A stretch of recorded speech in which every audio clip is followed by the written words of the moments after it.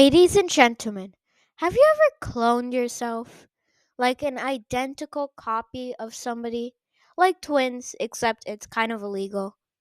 Well, today we're going to be looking at two clones playing a game of chess. We have Rashid is white, and basically, who is Tal's clone, and we have Tal is black. So, this is the game where one clone beats another clone, even though they're exactly the same. So now that you know this video is about illegal clones, we're going to be diving right into it. We have Rashid is white, as I mentioned earlier, with e4, c5. The Sicilian, it was a favorite of many during the 1960s and the late 1900s. But eventually most of the population shifted towards the more popular e5. Knight of 3, d6. So we could be looking at a potential dragon, which could be after a knight of 6, g6, and bishop to g7. Instead, we have d4. I mean, not instead, but this is the open Sicilian, not the open Sicilian, but I guess you could call it the open Sicilian. Knight of 6. And now, I personally prefer f3 when the e4 pawn is attacked with knight to f6. Oh, sorry, one sec. Yeah. But also knight to c3 is an option which I don't really like because the problem is when you play knight to c3, the c pawn can never get out. Plus, the fact that your knight has already committed and maybe it wanted to go to d2. Maybe you want to play a setup like f3, bishop to g6, bishop to g5, bishop to g7. Knight to b2. I'm not saying knight to b2 is the best here, but maybe you want to play c3 in this kind of queen to b3 setup, which can be surprising to some people. So that's why I prefer f3. But knight to c3 is obviously just fine. Except, yeah, I don't really like it. The overall plan with f3 should be to play either the c4, which I prefer, and then play in this Marquis spine structure. We play bishop to e3, bishop to e2, castles. Sometimes even queen to d2 and long castles is fine. So either plan is fine for maybe an example variation. Knight to c6, queen to d2. Takes. Like bishop to e6. And you can castle long, potentially, probably not here, because if you castle long here, you might be like, wow, I have such good control of the d file. I'm really great at chess. But then actually you're horrible at chess because there's rook to c8. And it's really hard sometimes to deal with these kind of queenside attacks. While your attack is pretty futile because the only way it can continue is g4, h4, h5. Which is probably going to be much slower, and you don't have many pieces on the king side, compared to black, who has quite close to enough defenders.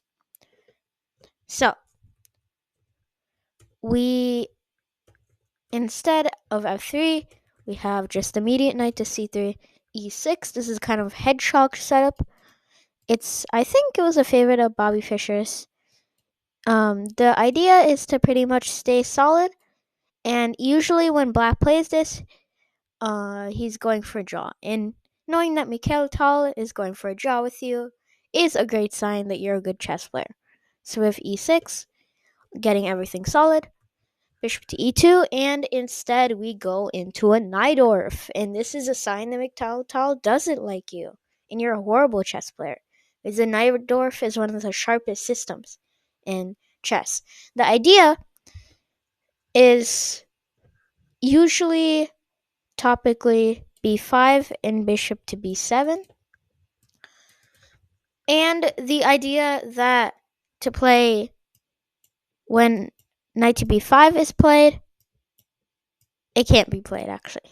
it can't be played, and therefore the d6 square, which is sometimes weak because the bishop typically goes on g7, the d6 square will be absolutely fine because no knight can ever attack the d6 pawn. We have castles, queen to c7. This is a pretty common idea in the Sicilian. A lot of people like to play this. I don't know what's happening. There's also a system named the Khan on this, and the basic idea is that black, firstly, the queen on d8 doesn't do anything. Secondly, this queen can support some breaks in the center, d4, maybe bishop to d6, not that pawn, what is happening? Bishop to d6, and you retain some pressure. So overall, the queen is just mainly better here. f4, so we see that Rashid, in his true style, is being aggressive. This is kind of a kind of Grand Prix sort of transposition, where in the Grand Prix, I don't know what is happening. White usually takes advantage of this setup and tries to play f5. Usually you sacrifice a pawn. Well, you usually sacrifice a pawn. But now if you capture, actually your queen side isn't looking that well because this knight is open for discovery and your king essentially has nowhere to go because you put your queen on c7, which is a clear declaration that you're not going to castle queenside, but you might have to. So that's the basic idea. g6 doesn't work, so knight b to d7. Typical development, nothing special. Maybe knight to c5 in the future. g4, and now Rashid is doing who knows what, actually. If he was going to play aggressively, I would rather not show my cards and probably just wait a bit. Like bishop to f3, play more positionally, rather than playing this really odd and really kind of desperate move g4. This is a sign that you're firstly an aggressive player and secondly you're kind of out of your mind. Because you should never, even if Tal or maybe Bobby Fischer played this kind of idea, you should never ever push pawns in front of your king when it's castled, especially. Because now black has a clear sign to where to strike at your position. h5, h6, g5, and now your king's getting exposed. And it's extremely hard to defend against attacks because humans have the nature to want to attack more rather than defend. So when you're getting attacked, you should either one strike in the center, create a counterattack, or 3 defend. And defend is the hardest option, but it is usually the most general. But that's really hard for most humans, including me. So it would be much better if Rashid didn't play this kind of move. But he's playing Tal. That means he's a great player, and I'm not. Satch. b5, a3. b5 is kind of a flare on the queen side. I don't understand it. It's a typical idea of the Najdorf. The idea is that with b5, you're getting your bishop developed, and you're threatening this b4 move. So e3 is usually always forced. But I don't get why Tal doesn't immediately pounce on this opportunity and go with something aggressive like this. And maybe bishop to e3. Maybe sacrifice the pawn. It's probably not that great here, but it might be a idea. Yeah, it's probably not great here. Oh, that's an interesting move. You're threatening mate. So e5, and we're getting deep. I like to sometimes look at this variation, these cool variations. And it's kind of complicated. It's a really sharp, complicated position.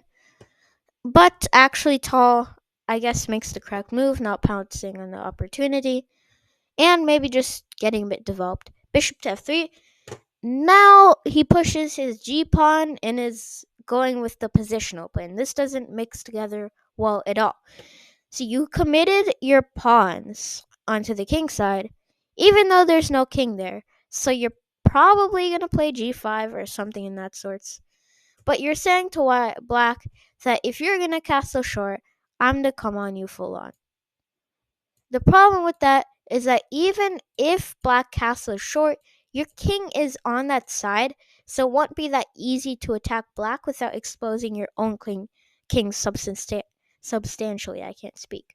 Okay, we have g4, and he's saying that, okay, I released, I don't know, sort of missile, but no, I don't know.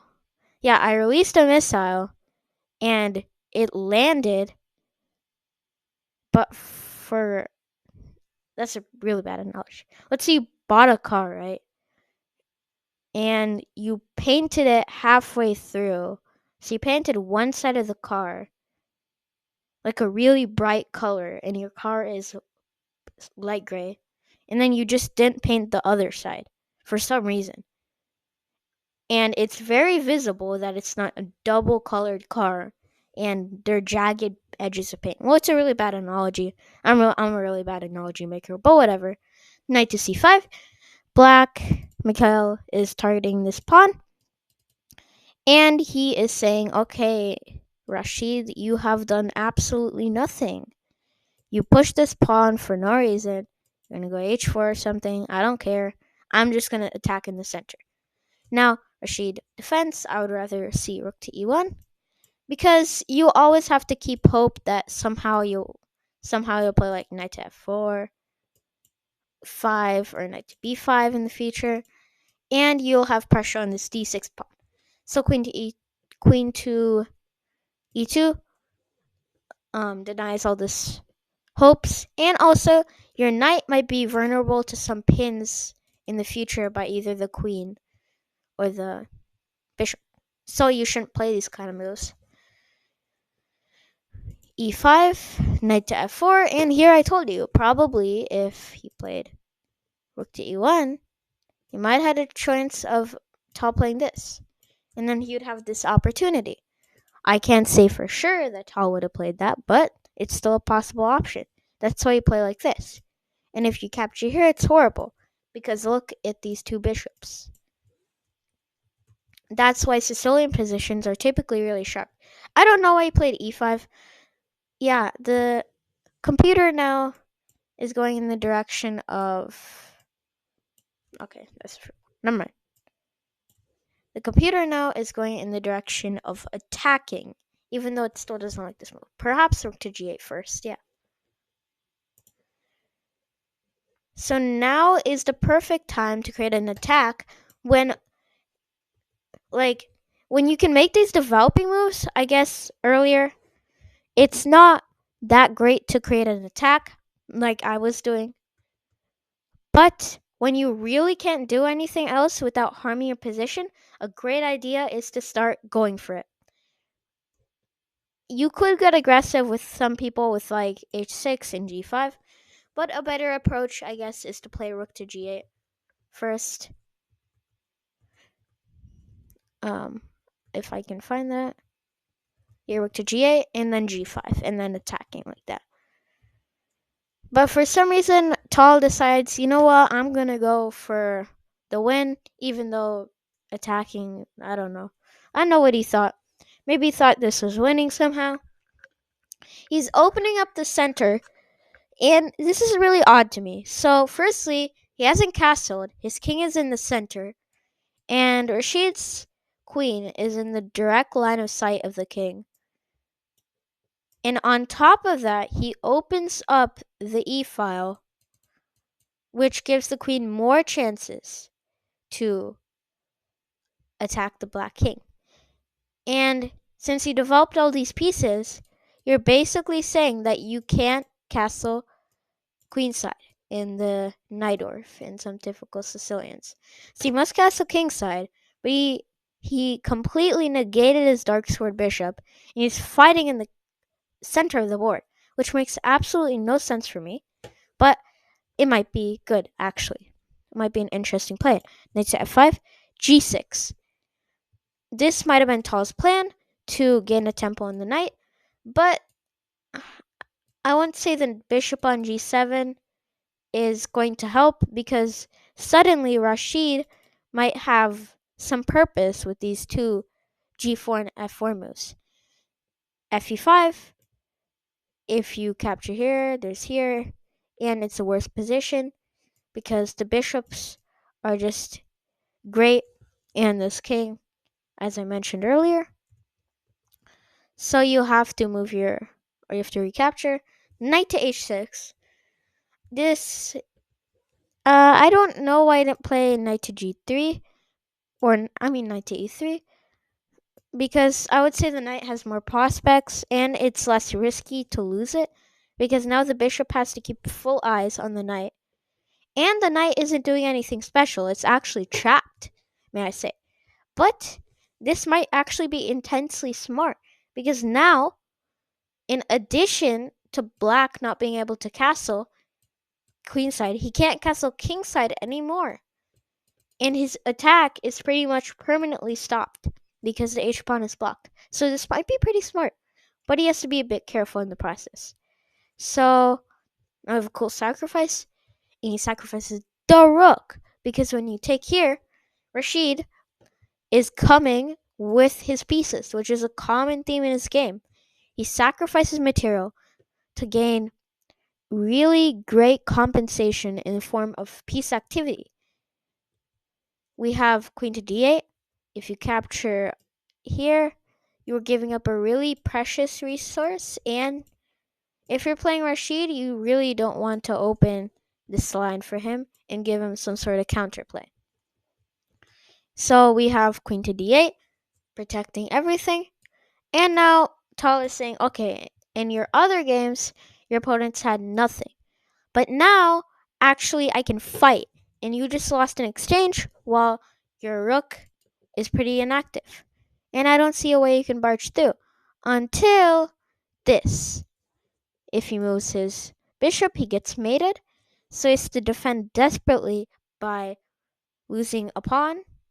And not only a pawn, now Rashid is coming straight in with his pawn, sacrificing his knight in the process, not really sacrificing. So it's all chaos. This only happened because, of course, Tal's king was unsafe, which, if Tal's king was safe, he probably had a good chance at winning, but he gets pinned desperately. He can't castle because of the knight. You have to remember that. f6 is the only way to defend. Firstly, this pawn, you can grab this pawn, or you can play queen to c5 and start. No, you can't grab this pawn. You can grab it like this. And the idea is that when queen takes, there is queen to d4. And as I said earlier, f6 was the only way to defend it. And now you lost a pawn and no f6. Might say, wait, he's trading pieces. Why is he trading pieces? Well, it's because black can't really trade pieces, because there's like this move, which pins the queen, and you lose it. So black really can't trade pieces, and he must run.